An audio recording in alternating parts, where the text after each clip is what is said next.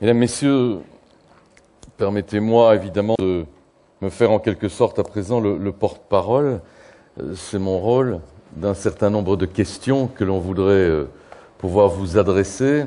Vous avez, je pense, chacun près de vous des micros qui vous permettront, le cas échéant, de répondre.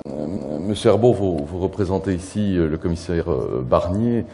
Vous ne vous étonnerez pas sans doute de bénéficier d'un traitement de faveur d'entrée de jeu, si j'ose dire, puisque vous aurez une actualité forte demain, normalement. Vous saurez sortir ce fameux Single Market Act. Mais on a entendu, et Loretta Killing s'y faisait référence tout à l'heure, ce fond de désamour réel, sensible du citoyen européen pour ce marché intérieur. Alors, je dirais, comment inverser cette tendance? Est-ce que demain, vous allez pouvoir, avec cet outil, inverser significativement cette tendance? Je pense que le micro là.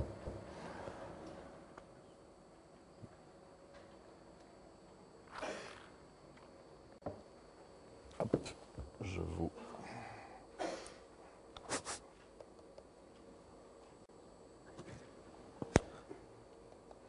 1, 2, 1, 2, ah, voilà. Voilà. Merci. D'abord, si vous me permettez, je voudrais m'excuser à nouveau auprès des membres du panel et du public, naturellement, de l'absence de Michel Barnier aujourd'hui. Il a été retenu, évidemment, contre son gré. Il a un trilogue extrêmement important tout à l'heure, dans quelques minutes, et donc il n'a pas été, malgré l'engagement qu'il avait pris d'être présent ici, donc était capable d'être ici. Il s'en excuse encore platement auprès de vous. Vous parliez en effet de l'ambition de Michel Barnier de porter ce pacte pour le marché unique ou ce Single Market Act qu'il présentera en effet demain à ses collègues de la Commission. Je crois que dès que le commissaire a pris ses fonctions, il a annoncé son ambition de relancer ce marché unique et de le relancer notamment en essayant de le refonder sur la base d'une sorte de nouveau pacte entre les citoyens de l'Union européenne, les entreprises de l'Union européenne, notamment les PME, pour un marché plus efficace, plus unifié, donc qui permette de générer plus de croissance, notamment structurelle, en trouvant des relais de croissance, mais aussi pour un marché plus cohésif, qui prenne tout le monde à bord dans la réussite de ce projet et qui ne laisse pas les plus fragiles, les populations les plus fragiles sur le bord de la route. Et je crois que cet équilibre entre plus d'efficacité, plus de croissance, mais aussi plus de cohésion et de solidarité, c'est au cœur du projet que porte le commissaire. Alors évidemment, les services sociaux d'intérêt général sont au cœur de cette ambition, de ce projet, et le commissaire s'attache toujours à le rappeler. Il s'attache à rappeler que les règles du marché intérieur, comme les règles de l'Union européenne de manière générale, qu'il s'agisse des règles gouvernant les marchés publics, qu'il s'agisse des règles gouvernant les aides d'État, ne s'opposent aucunement à ce que des services publics ou des services sociaux d'intérêt général soient offerts à la population, par les autorités locales, par exemple, par les autorités publiques. Mais évidemment, ces règles existent et il faut qu'elles soient respectées. Et ces règles existent pour une bonne raison. Elles permettent d'obtenir davantage de services au meilleur prix. Simplement pour rebondir sur ce que vous disiez sur le pacte sur le marché unique, ce que souhaite proposer dans ce cadre-là le commissaire à ses collègues dans le cadre de ce projet, évidemment avec l'aide de ses collègues, puisque le commissaire proposera demain un travail qui a été fait en collaboration étroite avec plus de 10 de ses collègues, c'est d'abord d'offrir une sorte de boîte à outils aux collectivités publiques, aux collectivités locales, à tous ceux qui désirent organiser, offrir et faire exécuter ces services d'intérêt général. Donc l'idée, c'est s'il y a des problèmes de complexité, d'ambiguïté des règles, d'offrir, disons, une boîte à outils qui permette aux stakeholders de comprendre comment ça marche et de les utiliser au mieux. Le deuxième axe, c'est de réfléchir notamment sur la qualité de ces services. Parce que finalement, si on considère qu'un service est un service public, un service d'intérêt général, il n'a pas de sens qu'il ne soit pas de qualité. Donc il faut réfléchir sur cette qualité, sur la manière dont on peut peut-être évaluer ces services et leur qualité, les comparer au niveau de l'Union européenne, et puis aussi garantir leur accessibilité, puisque si service public il y a, ça doit être évidemment accessible au plus grand nombre et à un prix raisonnable. Et puis enfin, je crois que le commissaire, et je m'arrêterai là, veut, à travers ce pacte pour le marché unique, réfléchir à des formes innovantes de promotion de l'inclusion à travers de nouvelles pratiques. Par exemple, ce qu'il a appelé le Social Business Act, je crois que vous y faisiez référence. Comment encourager davantage l'ensemble des acteurs, mais notamment par exemple les entreprises, à prendre en compte cette problématique de l'inclusion sociale dans leur action quotidienne. Des entreprises qui sont compétitives, qui développent leur activité sur un marché concurrentiel naturellement, mais qui prennent aussi parfois en compte ce souci d'inclure tout le monde à bord. Et je crois que le commissaire veut développer une réflexion sur des pratiques innovantes qu'on pourrait développer pour que les entreprises, dans leur logique de compétitivité, prennent davantage en compte cette dimension, cette exigence de solidarité. Je m'arrête. Évidemment, le côté social business, vous venez de l'évoquer, c'est pas un peu provocateur quand même? C'est pas un peu provoque? Vous pensez pas franchement que, à côté d'une notion de service public qui se retrouve souvent absente du discours, à laquelle on accorde une visibilité minimale, parler de social business, vous pensez franchement que le citoyen va le recevoir comme une réponse satisfaisante à sa critique? Je crois on risque d'avoir les pompes vides un peu partout en Europe, si vous continuez. Je crois que le commissaire est toujours ouvert à susciter le débat, mais je crois que non, l'idée du Social Business Act, ce n'est certainement pas, il y a peut-être un problème de sémantique aussi, de traduction, c'est certainement pas de faire du social un business. C'est exactement le contraire. C'est d'essayer de voir comment on peut promouvoir la prise en compte de ces problématiques-là dans le cadre d'une activité concurrentielle. C'est ce qu'on appelle parfois l'économie sociale. Un certain nombre d'entreprises agissent dans le marché intérieur. C'est votre définition de l'économie sociale, ça. Je ne pense pas qu'elle soit partagée par tout le monde. Mais je crois que il s'agit pas.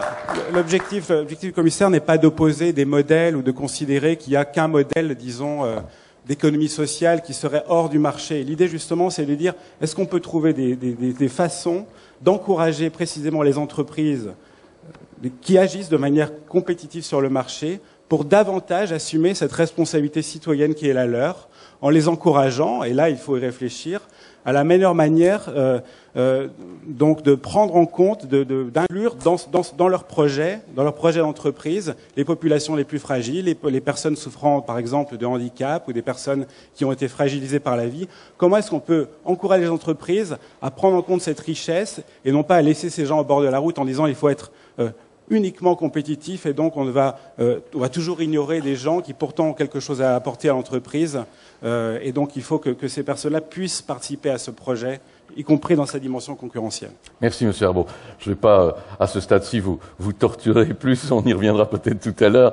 Joaquín Almunia, bonjour. Alors c'est déjà un fait en soi, 3 statuts de commissaires réunis ici. D'abord, pour le journaliste que je suis, c'est impressionnant. Voilà, 3. Ça donne aussi la dimension, c'est que vous êtes obligé de répartir un même sujet sous beaucoup de casquettes. Est-ce que c'est d'ailleurs la façon la plus qualitative pour répondre à une difficulté sociale, c'est de les répartir comme ça sur plusieurs postes. Mais de manière générale, on a beaucoup parlé de cette inquiétude. Vous avez mené des consultations. Qu'est-ce qui ressort de ces consultations? Bon, sur la distribution des responsabilités des commissaires, la prochaine fois, vous invitez ici M. Barroso, qui est le président, et il vous explique ce qu'il a fait. Et après le Parlement qui nous a confirmé. Après nous écouter. Bon, laissez-moi établir tout d'abord une déclaration de principe. Moi, je suis, en tant que citoyen européen, en tant qu'homme politique, en tant qu'Européen, en tant que commissaire, moi, je tiens à concevoir une société avec des services publics qui nous permet de considérer tout le monde comme citoyen en ayant une égalité de droits, une égalité d'accès à certains services, une égalité d'opportunités, pas 100%, mais une égalité minimale qui assure la dignité et notre conception de société. C'est pour ça que les services publics, services d'intérêt général, services social d'intérêt général, n'importe quelle est la dénomination, et si l'on sort du jargon européen de Bruxelles, peut-être qu'on va parler plutôt des services publics ou des services sociaux que des services social services of general interest, mais c'est une question extrêmement importante pour nous tous en tant que citoyens. Deuxième, il y a des services publics d'intérêt général, ou des services d'intérêt général, l'on parle dans les traités, et entre ces services, il y en a deux types. Et il faut avoir cette distinction quand on parle de qu'est-ce qu'on fait chacun de nous. Il y a des services d'intérêt général à caractère non économique, c'est-à-dire qui ne sont pas délivrés à travers les marchés,